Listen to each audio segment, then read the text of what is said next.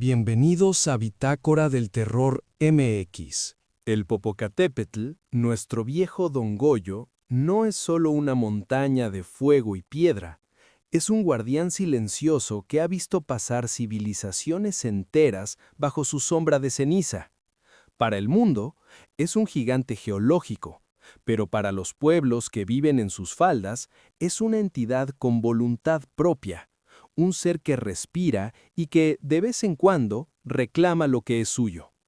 Hoy en día, una nueva corriente recorre las venas de Internet, los Therians, jóvenes que sienten que su alma no encaja en la piel humana, que buscan en su interior el latido de un lobo, el instinto de un felino o la fuerza de un oso.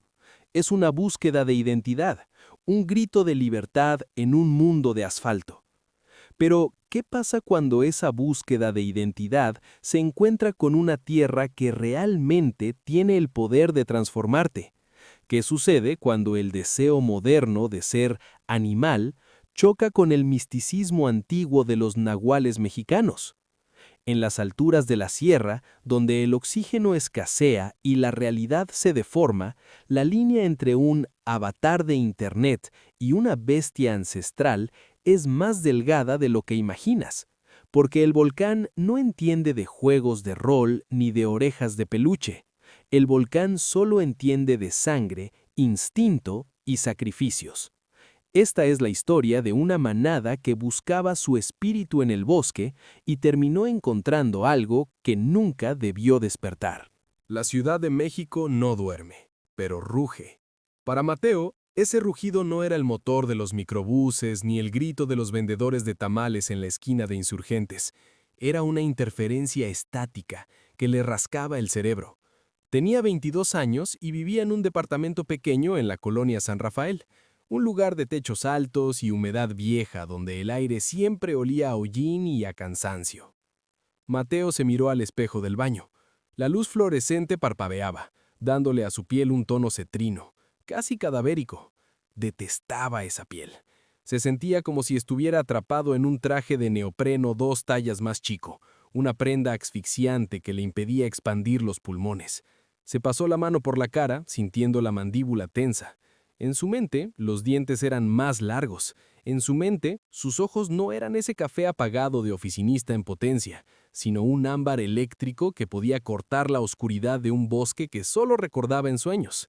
Él era un Therian, un lobo gris atrapado en el envase de un muchacho que estudiaba diseño gráfico y comía sopa instantánea. «Ya falta poco, cabrón», se susurró a sí mismo, y su propia voz le sonó extraña, demasiado aguda, demasiado humana. Abrió su laptop. El brillo de la pantalla era su única ventana al mundo donde no era un bicho raro. El servidor de Discord, la manada de la náhuac, estaba hirviendo. El canal de voz estaba lleno. Ahí estaban ellos, Lince 7, Bearroot y la pareja que todos admiraban, Luna Creciente y Fauces Rojas. ¿Ya tienes todo, Silverclaw? La voz de Diego, Bearroot, retumbó en los audífonos. Diego vivía en Puebla y era el contacto con el mundo real, o al menos con la logística del viaje. Mochila lista, botas de marcha, linterna y la máscara que me llegó ayer, respondió Mateo, acariciando un bulto envuelto en tela sobre su escritorio. Esa máscara está de locos, carnal, dijo Fauces Rojas con un tono de envidia mal disimulada. ¿Seguro que te la mandó un contacto del foro de los gringos? Mateo no respondió de inmediato. El paquete no tenía remitente. Había llegado en una caja de cartón mugrienta, envuelta en papel estraza que olía a tierra mojada y a algo más, algo rancio, como carne secada al sol. Dentro había una máscara de madera de oyamel, tallada con una maestría que rozaba lo obsesivo. No parecía un lobo de caricatura, ni una pieza de utilería de película. Era un rostro feroz, con las orejas hacia atrás y los belfos retraídos en un gruñido eterno. Lo más extraño eran las vetas de la madera. Parecían venas que subían hacia las cuencas de los ojos. «Es especial», se limitó a decir Mateo. «Siento que tiene peso». «Mañana en el Paso de Cortés a las 5 de la tarde», sentenció Luna Creciente. «No falten. El volcán está inquieto. Don Goyo está lanzando fumarolas. Dicen que cuando el viejo fuma, los portales se abren. Es el momento perfecto para el shifting, para dejar de pretender. Mateo cerró la laptop. Esa noche no pudo dormir. El eco de los claxons de la calle se transformaba en su cabeza en aullidos distantes.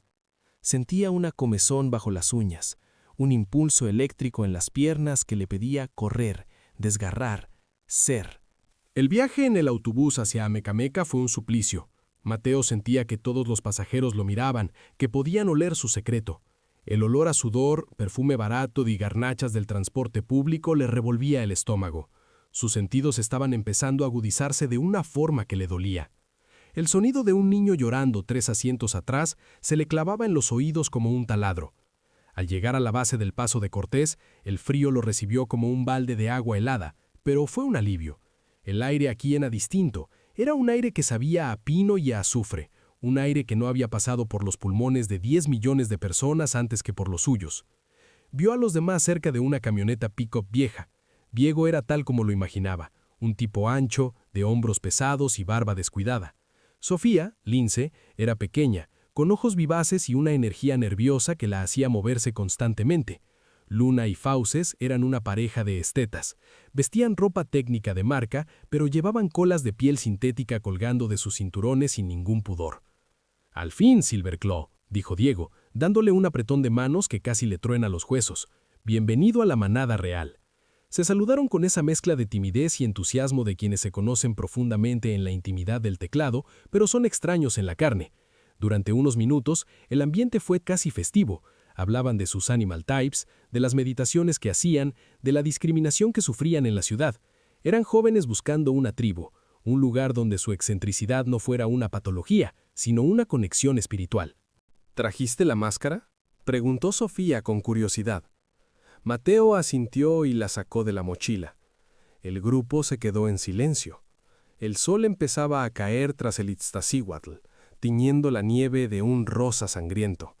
Bajo esa luz, la máscara de madera parecía cobrar vida. Los ojos de Diego se abrieron de más. «Esa madera no es de aquí», susurró Diego. Parece cuero viejo. ¿Estás seguro de que quieres usar eso allá arriba?» «Es para lo que vinimos, ¿no?», respondió Mateo, con una seguridad que no sabía de dónde sacaba. «Para conectar». Empezaron el ascenso. El plan era internarse en un área restringida, lejos de los senderos turísticos donde los guardabosques patrullaban. Diego conocía el lugar. Hablaba de un campamento abandonado de los años 70, una estación meteorológica que el volcán había reclamado tras una lluvia de ceniza hace décadas. A medida que subían, la vegetación cambiaba. Los pinos se volvían más retorcidos, como manos que intentaban agarrar el cielo gris. El Popocatépetl se erguía ante ellos, majestuoso y aterrador. Una columna de humo grisáceo se elevaba desde el cráter, perdiéndose en las nubes.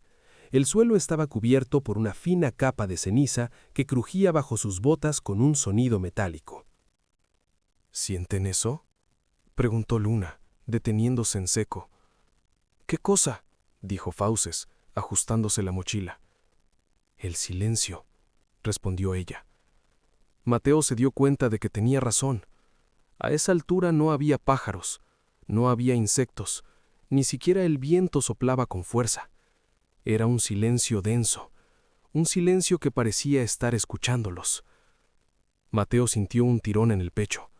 Su lobo, esa parte de él que siempre había sido una idea, una construcción mental para sobrevivir a la ciudad, empezó a agitarse de verdad. Pero no era una agitación de alegría, era un miedo ancestral, un instinto que le decía que habían cruzado una línea invisible. «Ya casi llegamos», dijo Diego, aunque su voz sonaba forzada. «Miren, allá está la antena».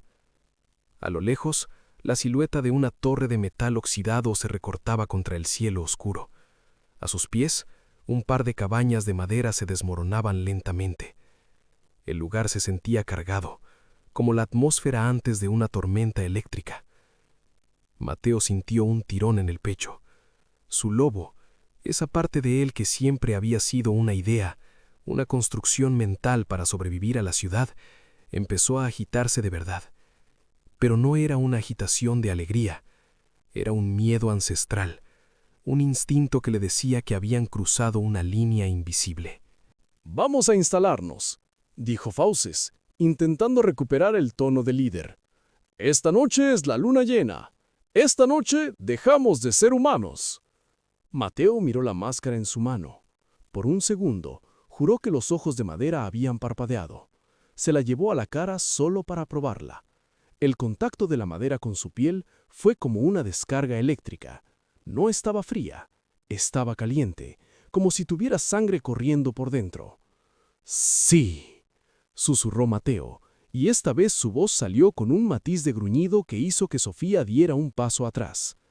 «Esta noche vamos a ver quiénes somos realmente».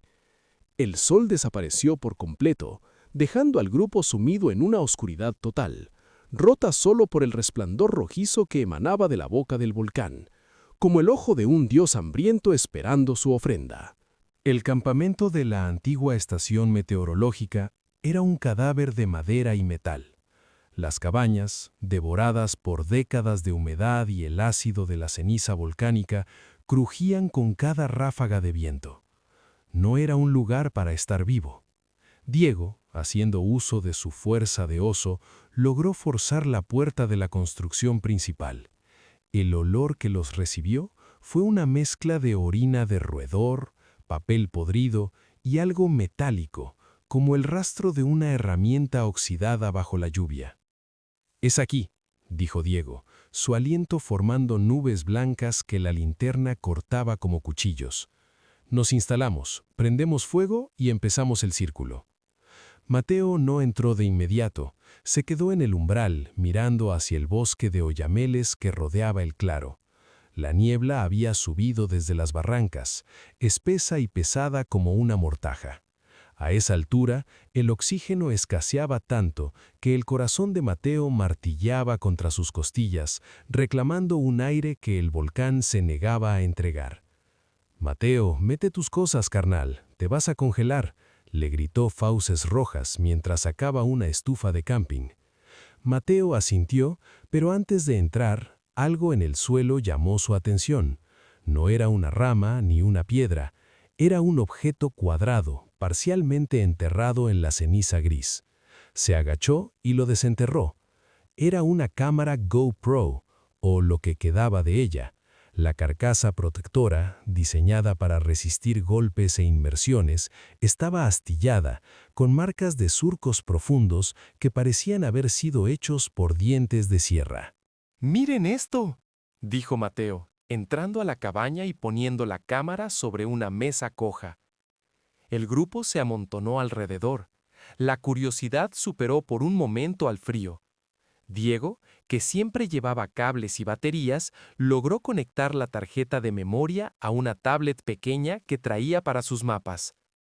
«A ver si prende esta madre», masculló Diego. La pantalla parpadeó. El video comenzó con ruido estático y un audio saturado por el viento. En la imagen se veía a un hombre joven, vestido con equipo de montañismo profesional, con el rostro desencajado por el pánico. La cámara temblaba violentamente porque el hombre estaba corriendo. No se veía contra qué huía, solo se escuchaba su respiración agónica y el chasquido de las ramas rompiéndose a su paso. «¡No es un animal! ¡Dios mío, no es un animal!», gritaba el hombre en el video con una voz que se quebraba en un sollozo inhumano. De pronto, el hombre se detuvo. Giró la cámara hacia atrás.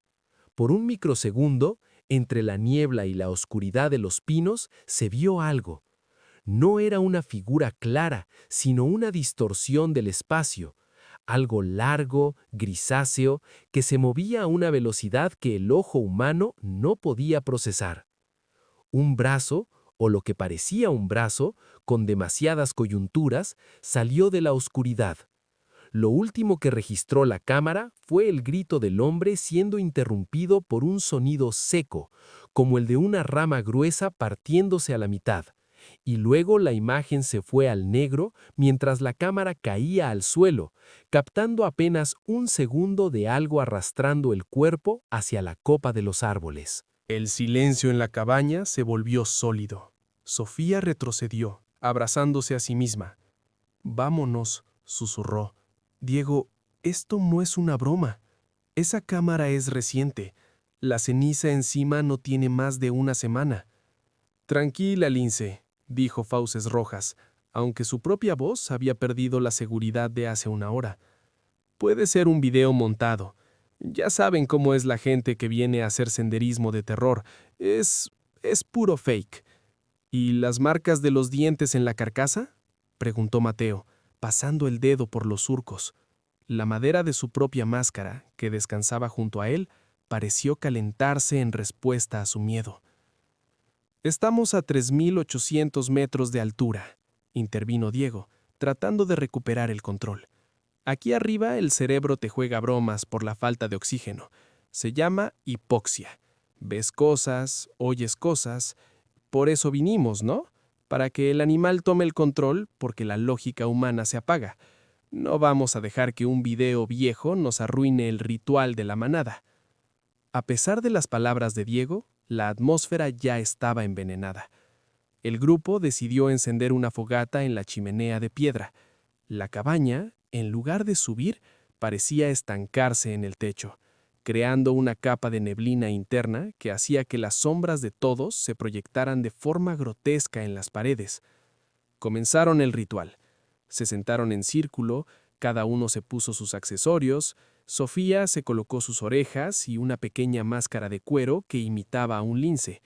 Diego se puso una pesada capa de piel de oso que olía a naftalina y tiempo. Luna y Fauces se pintaron marcas tribales en la cara con carbón de la fogata. Mateo sacó su máscara de madera. Al ponérsela, el mundo cambió. No fue una transición suave, fue como si le clavaran agujas calientes en las sienes.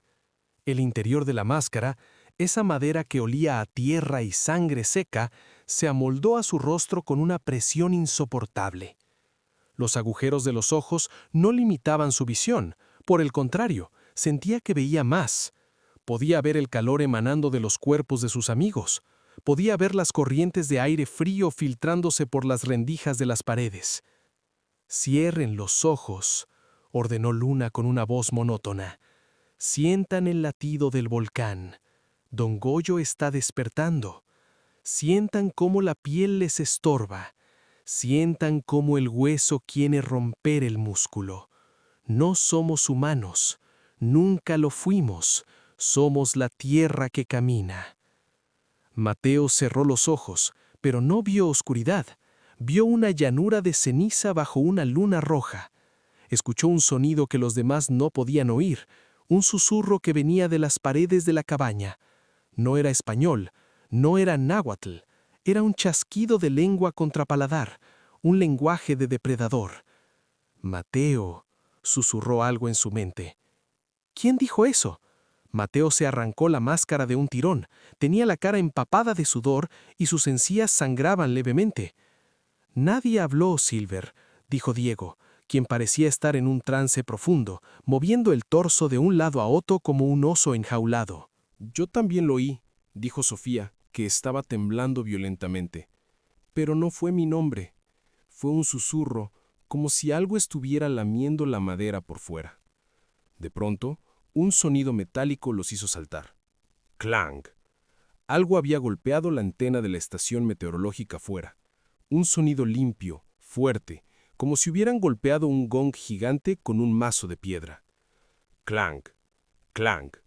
Eran golpes rítmicos, y cada vez sonaban más cerca, bajando por los cables de tensión que conectaban la antena con el techo de la cabaña. «Es el viento», dijo Fauces, aunque se le notaba que estaba a punto de colapsar.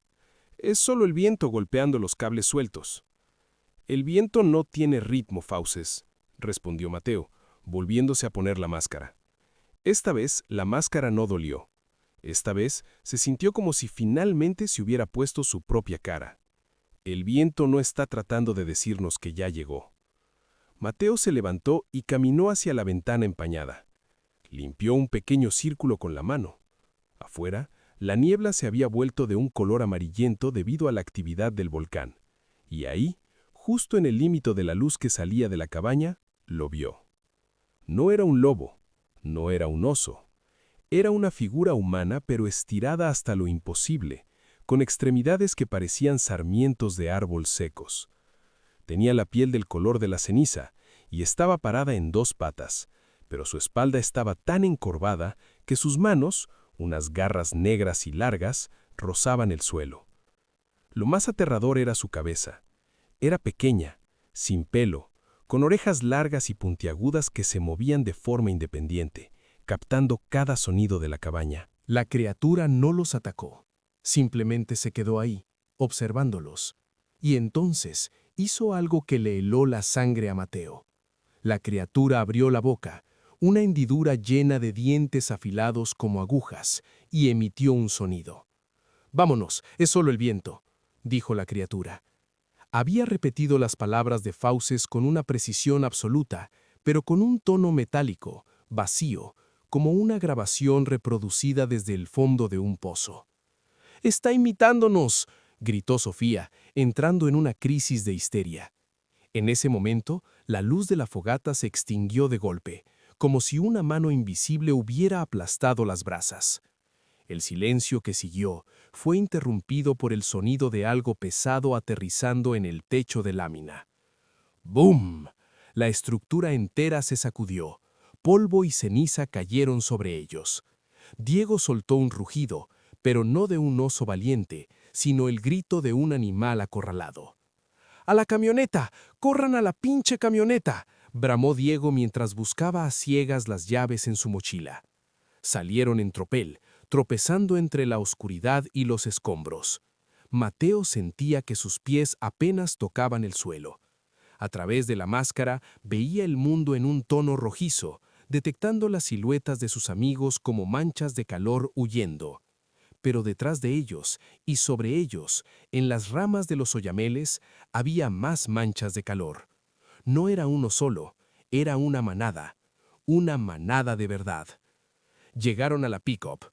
Diego encendió las luces, y el haz iluminó el bosque por un segundo.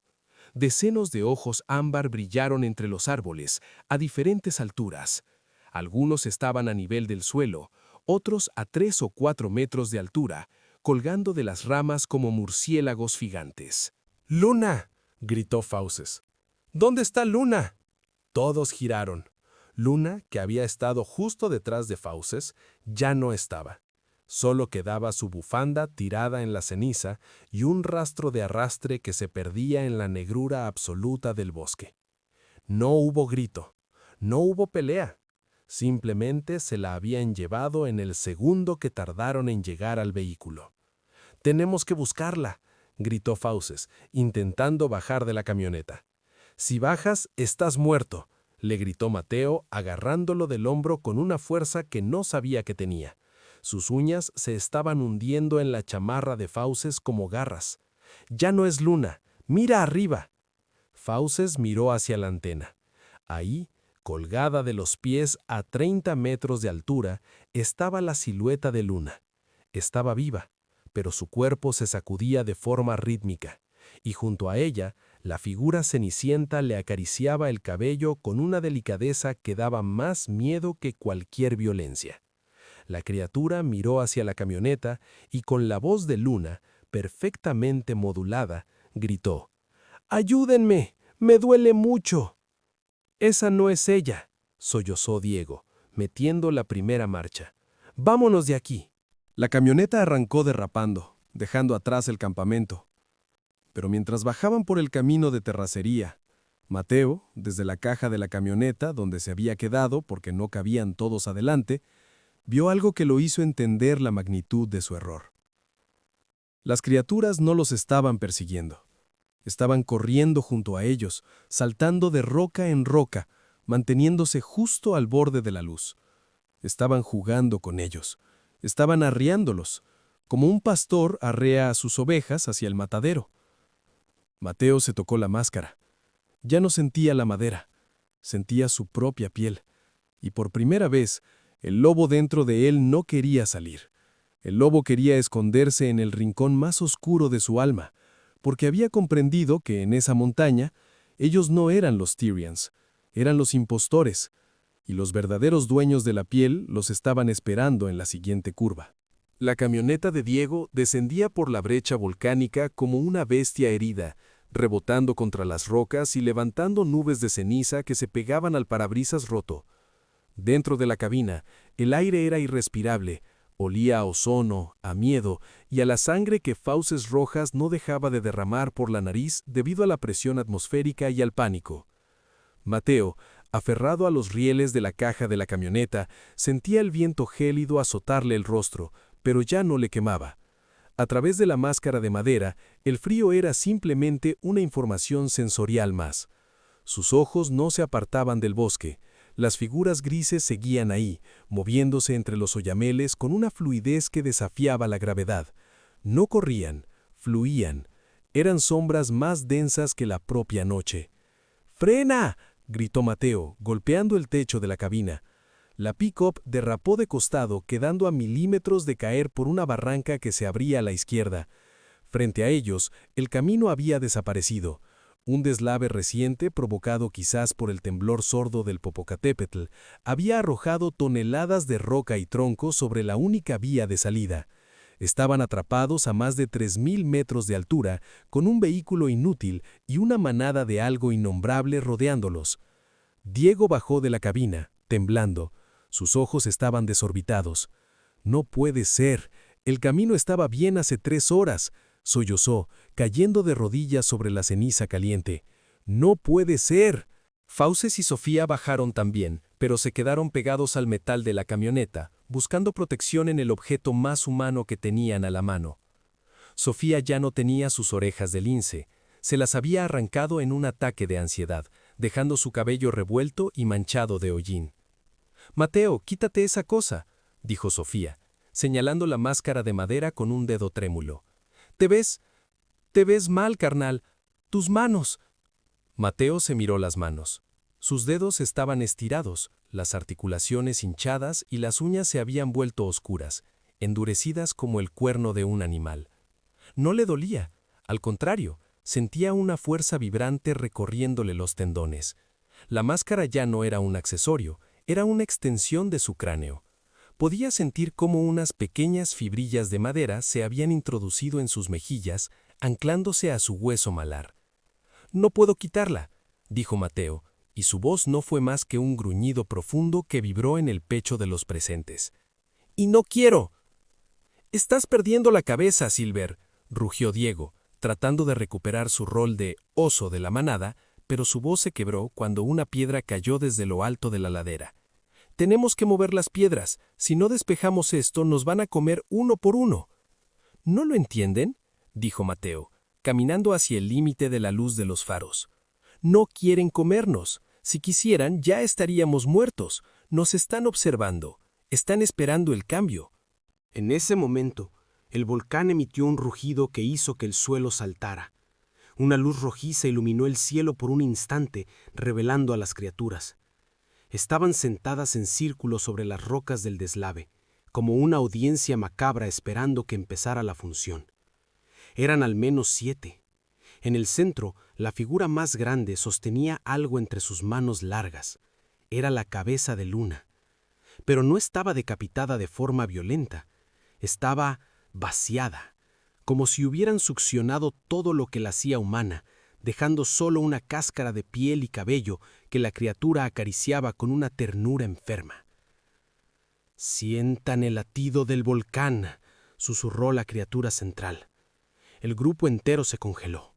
Era la voz de Luna, pero saliendo de esa garganta deforme. La criatura estaba repitiendo las palabras del ritual que habían hecho en la cabaña.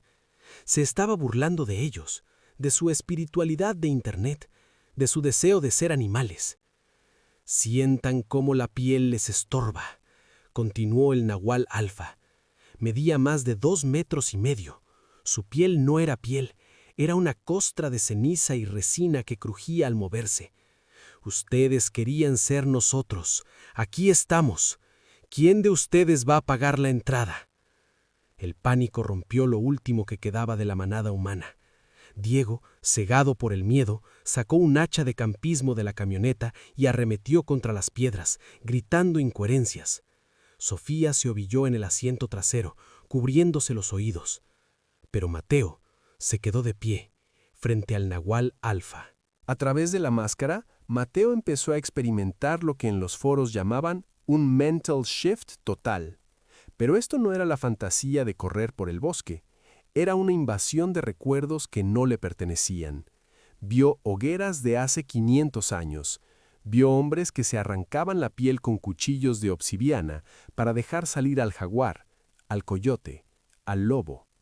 Entendió que el Thirian moderno era solo un eco débil de una verdad sangrienta. El hombre siempre ha odiado ser hombre, y el volcán siempre ha ofrecido una salida a cambio de la cordura. «Mateo, ayúdame», pidió Diego, exhausto, tratando de mover un tronco pesado. Mateo lo miró, pero ya no veía a su amigo Diego. Veía un bulto de carne caliente, un animal lento y ruidoso que estorbaba su visión. El hambre, una punzada ácida y antigua, le subió por la garganta. «¿Tú no eres un oso, Diego?», dijo Mateo, acercándose lentamente a él. Sus movimientos eran ahora calculados, silenciosos. «Eres solo un humano con una capa vieja». «¿De qué hablas? Ayúdame con esto». Diego se giró y al ver los ojos de Mateo, 2 orbes amarillos brillando a través de las hendiduras de la máscara, soltó la hacha. De las sombras del bosque, las otras criaturas empezaron a bajar, rodeándolos, pero no atacaban a Mateo. Lo olfateaban. Emitían chasquidos de aprobación. Uno de ellos, más pequeño, se acercó a Sofía, quien seguía en la camioneta. La criatura metió una de sus garras por el parabrisas roto y empezó a jugar con el cabello de la chica, tarareando una canción de cuna que Sofía solía escuchar de niña. El terror era tan absoluto que Sofía no podía ni gritar, solo sollozaba, un sonido seco que se perdía en la inmensidad de la sierra. «Mateo, reacciona, por favor», suplicó Diego, retrocediendo hacia el borde de la barranca. Pero Mateo ya no estaba ahí. El chico de la San Rafael, el diseñador gráfico, el joven que buscaba identidad en Discord, se estaba ahogando bajo una marea de instinto puro. La máscara de madera terminó de fusionarse con su cara. Un líquido espeso y negro empezó a supurar por los bordes, sellando la unión para siempre. «El volcán no pide máscaras de plástico», dijo Mateo, y su voz ahora era doble, una superposición de su tono humano y el chasquido del nahual. «El volcán pide que dejes de fingir». Mateo se agachó en 4 patas. Sus huesos tronaron, reacomodándose en una sinfonía de dolor que él aceptó con una sonrisa interna. Sus hombros se ensancharon, su columna se arqueó hacia afuera, rompiendo la tela de su chamarra de marca. El nahual alfa se acercó a Mateo y le entregó un pequeño trozo de algo oscuro, carne seca, impregnada de ceniza y sangre vieja. «Come», le ordenó la criatura con la voz de todos sus amigos muertos. «Come y deja de ser una presa». Mateo tomó la ofrenda. Miró a Diego, miró a Sofía. Por un segundo, un destello de humanidad brilló en sus ojos amarillos. Recordó las risas en el chat, los planes para este viaje, la ilusión de libertad. Pero luego, el olor de la sangre de Diego, esa sangre que bombeaba con fuerza debido al pánico, lo inundó todo. Mateo se tragó la carne. Un aullido desgarró la noche del Popocatépetl. No fue un aullido de lobo, ni el grito de un hombre. Fue un sonido nuevo, un trueno que resonó en las paredes de la montaña. Mateo se lanzó, no hacia las criaturas, sino hacia Diego. «¡No!», fue lo último que gritó el oso antes de que la oscuridad lo reclamara. Desde lo alto, Don Goyo lanzó una nueva fumarola de ceniza incandescente, cubriéndolo todo con un manto de olvido. La cacería apenas estaba empezando, y ahora la manada tenía un nuevo integrante. El silencio que siguió al ataque de Mateo contra Diego no fue un silencio de paz, fue un silencio de vacío absoluto. El tipo de silencio que queda después de que un huracán arranca una casa de raíz. En el suelo de ceniza, la pick-up seguía con los faros encendidos, proyectando 2 columnas de luz blanca que cortaban la niebla y revelaban el horror. Diego, el oso, yacía inmóvil cerca del borde de la barranca. No estaba muerto, pero su cuerpo emitía un sonido de fuelle roto. La fuerza de Mateo, ahora multiplicada por una fibra muscular que no era de este mundo, le había hundido el pecho de un solo golpe. Mateo estaba agazapado sobre el techo de la cabina, con la máscara de madera perfectamente soldada a su cráneo. Sus dedos, ahora garras de queratina negra y dura, rascaban la lámina del vehículo, produciendo un sonido chirriante que hacía que los dientes de Sofía sangraran. Sofía seguía dentro de la camioneta. Estaba en posición fetal, apretada contra el asiento de cuero sintético que olía a su propio terror. Sus ojos, fijos en el parabrisas roto, veían cómo las criaturas de ceniza, los nahuales verdaderos, se acercaban al vehículo. No se movían con agresividad, sino con una curiosidad científica, como quien observa a un insecto retorcerse tras arrancarle las alas. «Mateo, por favor», susurró Sofía. Su voz era un hilo de seda a punto de romperse. «Todavía estás ahí. Yo sé que todavía estás ahí. Acuérdate de lo que hablábamos en el foro, de la libertad, de la naturaleza. Esto no es libertad, Mateo. Esto es muerte». Mateo giró la cabeza.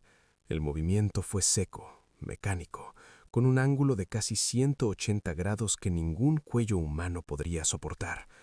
A través de las hendiduras de la máscara, Mateo ya no veía a una amiga, veía una fuente de calor, veía el ritmo frenético de su corazón, un tambor rítmico que le pedía a gritos ser silenciado.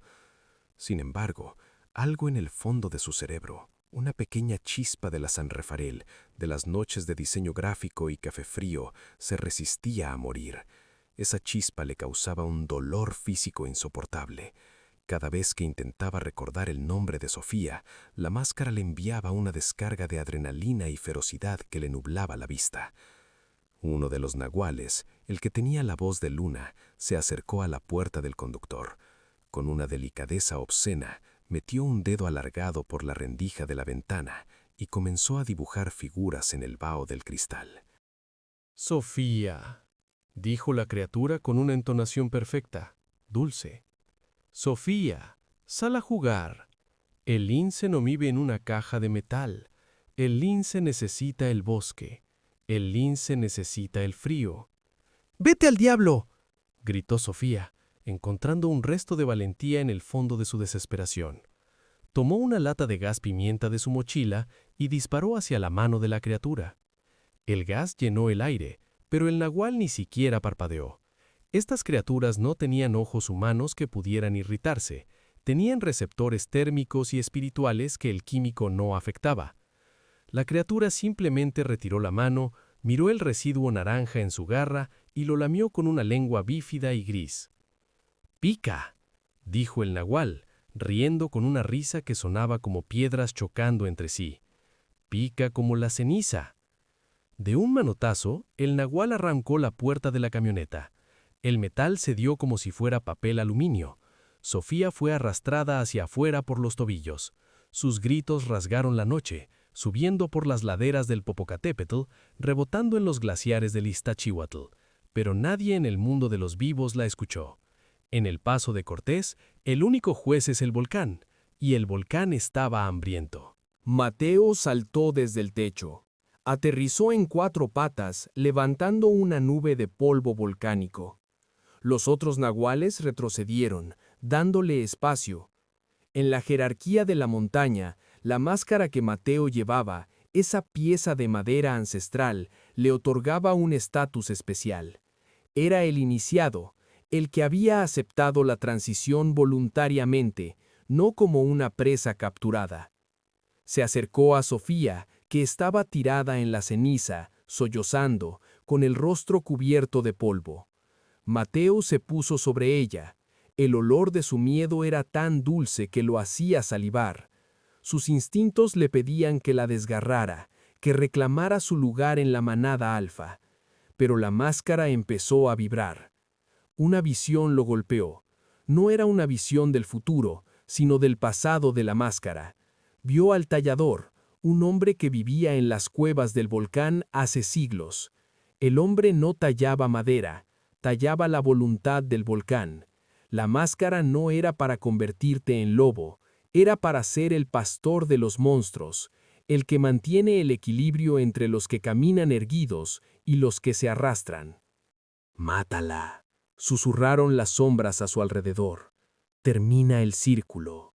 Deja de ser el chico que se esconde tras una pantalla. Sé el depredador que siempre presumiste ser». Mateo levantó una garra. La luz de la luna llena se reflejó en el borde afilado de su uña. Sofía cerró los ojos, esperando el final.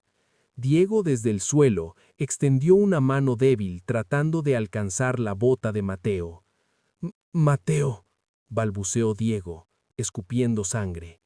«No lo hagas». En ese momento, el Popocatépetl lanzó una explosión ensordecedora. Una lluvia de fragmentos de roca incandescente empezó a caer del cielo. El suelo tembló con tal fuerza que una de las criaturas de ceniza perdió el equilibrio y cayó por la barranca. El volcán estaba reclamando atención. Don Goyo no quería manadas, quería fuego. Esa distracción le devolvió a Mateo un segundo de lucidez. Miró a sus amigos, los restos de su manada de internet, y sintió una náusea profunda. Todo era una mentira. La Therian Copy, el juego de rol, las máscaras de peluche, nada de eso los había preparado para la verdad de la naturaleza. La naturaleza no es bella, ni es espiritual. La naturaleza es un ciclo de hambre y violencia que no tiene piedad por los que juegan a ser parte de ella. ¡Corran!, rugió Mateo. No fue un gruñido, fue una orden en una lengua que las piedras entendían. La máscara se apretó contra sus sienes, castigándolo por su desobediencia. Mateo sintió que sus globos oculares iban a estallar, pero se mantuvo firme. Se giró hacia los nahuales, interponiéndose entre ellos y sus amigos. «¡Váyanse ahora!», volvió a gritar, esta vez hacia Diego y Sofía. Diego, con un esfuerzo sobrehumano, logró levantarse y arrastrar a Sofía hacia la camioneta. El motor seguía encendido. Diego la metió en el asiento del pasajero y se sentó al volante, sosteniéndose las costillas fracturadas. Los nahuales, dándose cuenta de la traición de Mateo, emitieron un chillido colectivo que hizo que los vidrios que quedaban en la camioneta estallaran. Ya no eran curiosos, estaban furiosos.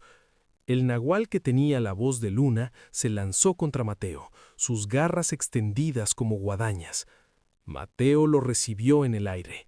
La lucha fue brutal, un torbellino de extremidades grises y piel de madera. Mateo mordió el cuello de la criatura y en lugar de sangre, su boca se llenó de un polvo amargo y seco, como arena vieja. El nahual le desgarró el hombro, arrancando trozos de su chamarra y de su propia piel humana. Pero Mateo no sintió dolor, solo una furia fría que emanaba del núcleo del volcán. Mientras luchaban, Diego logró meter la reversa y girar la camioneta.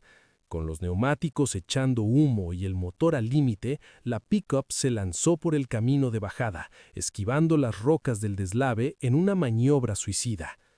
Mateo vio las luces traseras de la camioneta alejarse en la niebla. Se sintió solo, una soledad que pesaba más que la montaña misma. El nahual alfa lo golpeó en el pecho, lanzándolo contra un árbol de oyamel. El impacto fue tan fuerte que el tronco se partió. Mateo cayó al suelo, la máscara bañada en su propia sangre humana. Las criaturas lo rodearon. El nahual alfa se acercó lentamente, su rostro deforme a centímetros del de Mateo. «Ahora eres nuestro», dijo el nahual, usando ahora la voz de la madre de Mateo. Ya no tienes a dónde ir, ya no tienes piel a la cual volver. Eres la ceniza, Mateo, y la ceniza siempre regresa a la tierra. Mateo cerró los ojos. Podía sentir cómo su humanidad se escurría por las heridas de su hombro, abandonándolo. Ya no recordaba el nombre de su calle, ya no recordaba el sabor de la pizza, ya no recordaba la cara de su madre. Solo quedaba el hambre, y el volcán, y la máscara que se alimentaba de él. Pero antes de entregarse por completo, Mateo escuchó algo. Un aullido, pero no venía de los nahuales, ni de él. Venía de lo más profundo del cráter del Popocatépetl. Un aullido que hizo que hasta los monstruos de ceniza se encogieran de miedo. Algo más grande que los nahuales, algo que había estado dormido desde antes de que existieran los hombres, estaba despertando por el ruido de la pelea. Y Mateo, atrapado entre su vida perdida y su destino monstruoso, se dio cuenta de que la verdadera cacería ni siquiera había comenzado.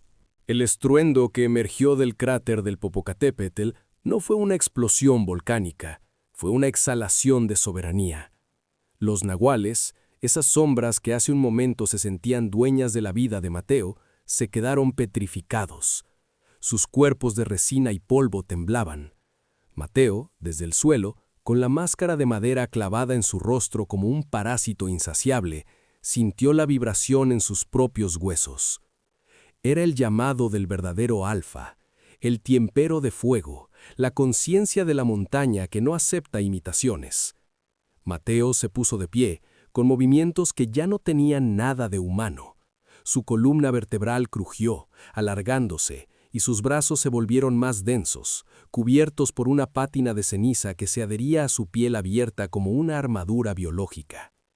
La máscara ya no le enviaba dolor, ahora le enviaba poder, un poder antiguo, de cuando el mundo era de piedra y lava.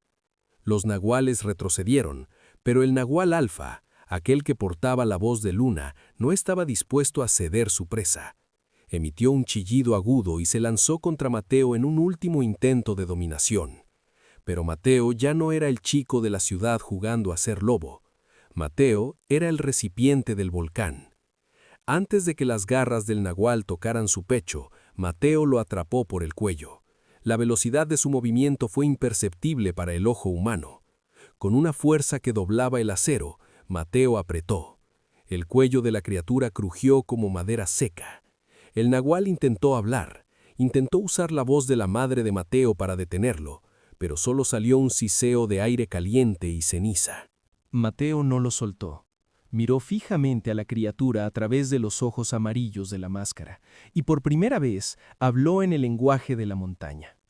No fueron palabras, fue un rugido que hizo que la nieve del Iztaccíhuatl se desprendiera en avalanchas distantes. Con un movimiento seco, Mateo arrancó la cabeza de la criatura y la arrojó hacia la barranca. Los otros nahuales, al ver a su líder destruido, se dispersaron hacia las sombras del bosque, fundiéndose con los pinos, huyendo de aquello en lo que Mateo se estaba convirtiendo. La última humanidad. El silencio regresó al paso de Cortés, pero era un silencio diferente. El aire estaba cargado de electricidad estática. Mateo caminó hacia el borde del camino, donde la camioneta de sus amigos había desaparecido minutos antes. Sus sentidos, ahora infinitos, le permitieron escuchar el motor de la pick-up a kilómetros de distancia, bajando frenéticamente hacia la seguridad de Amecameca. Escuchó el llanto de Sofía, escuchó el latido débil de Diego, escuchó su miedo. Sintió el impulso de seguirlos. No para salvarlos, sino para terminar la cacería. El animal dentro de él, alimentado por la máscara, reclamaba la carne de sus amigos. Era la ley de la naturaleza que tanto había idealizado en los foros. El fuerte consume al débil. Pero entonces vio algo en la ceniza. Era la diadema de orejas de peluche de Sofía, tirada y medio quemada por un rescoldo de lava. Ese objeto ridículo, sintético y barato, fue el ancla. Mateo recordó el brillo de la pantalla de su laptop en la soledad de su departamento. Recordó por qué había buscado a la manada en primer lugar. No quería ser un monstruo, quería no estar solo, quería pertenecer. Un sollozo gutural escapó de detrás de la máscara de madera. Mateo se llevó las manos a la cara e intentó arrancársela. Sus garras se enterraron en la madera, pero la madera era parte de él. La madera había echado raíces en sus nervios, en sus venas, en su alma. Arrancarla significaba arrancarse la cara. ¡Ah! El grito de Mateo se transformó en un aullido de agonía que resonó por toda la sierra. Entendió la trampa.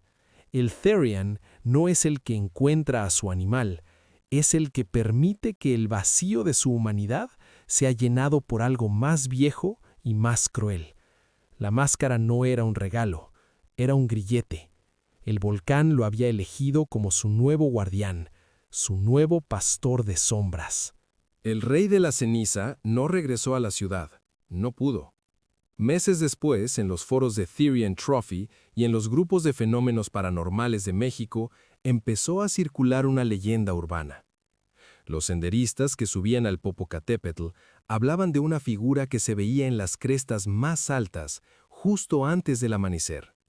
Decían que era un hombre alto, demasiado alto, que vestía jirones de ropa urbana, pero que se movía en 4 patas con la agilidad de un espectro. Lo llamaban el Rey de la Ceniza. Decían que, a diferencia de los nahuales que cazan por hambre, este ser parecía proteger a los que se perdían en la niebla, llevándolos de vuelta a los senderos principales, aunque nadie podía ver su rostro porque siempre llevaba una máscara de madera que parecía llorar resina negra. En la Ciudad de México, Sofía y Diego nunca volvieron a hablar del viaje. Diego quedó con cicatrices en el pecho que nunca terminaron de cerrar, y Sofía no volvió a encender una computadora en años. Cada vez que escuchaban un perro aullar en la calle, se encerraban en sus casas y rezaban a dioses en los que antes no creían. La última escena de esta historia ocurre en la cima del volcán. La luna llena ilumina el cráter hirviente. Mateo, o lo que queda de él, está sentado en el borde de un precipicio. Su cuerpo es ahora una amalgama de piel, madera y piedra volcánica. Ya no siente frío. Ya no siente hambre humana. Se quita un trozo de ceniza de lo que alguna vez fue su hombro. En su mano sostiene un pequeño objeto que rescató del campamento, un teléfono celular, ya sin batería, con la pantalla rota. En el reflejo del cristal negro, Mateo no ve un lobo, ni un hombre, ni un dios. Ve el precio de un deseo concedido. El volcán ruge de nuevo, un sonido de aprobación. Mateo se pone de pie, su silueta recortada contra el cielo estrellado de México. Da un salto imposible hacia el vacío, no para morir, sino para patrullar su territorio. Porque en las faldas de Don Goyo, los animales de peluche no existen, y los hombres que juegan con la piel terminan por convertirse en la montaña. Mateo ya no es Silverclaw, Mateo es el volcán, y el volcán nunca deja de observar. Muchos buscan en la naturaleza una respuesta a su soledad. Buscan un espíritu animal que los haga sentir especiales en un mundo de concreto. Pero tengan cuidado con lo que piden, porque en las tierras antiguas de México, la naturaleza no responde con abrazos, responde con espejos. Y a veces, lo que ves en el reflejo es algo que no tiene vuelta atrás. Si alguna vez caminas por el Paso de Cortés y sientes que el viento te llama por tu nombre de usuario, no voltees, sigue caminando, porque el Rey de la Ceniza sigue buscando a su manada. Gracias por escuchar. Bitácora del Terror, MX. Suscríbete y activa la campana de notificaciones para más historias de terror.